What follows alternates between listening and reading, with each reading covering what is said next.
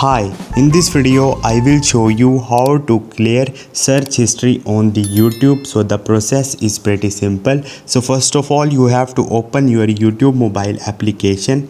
Once you will open it, you will see page like this. You have to click on your profile icon on the right top. Click on it.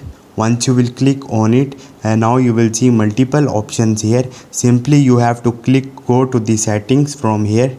Once you will go to your settings, you will see multiple options. Click on the history and the privacy. Click on it, and here you will see multiple options. Now you have to click on the clear search history. Tap on it, and a new screen will be pop up.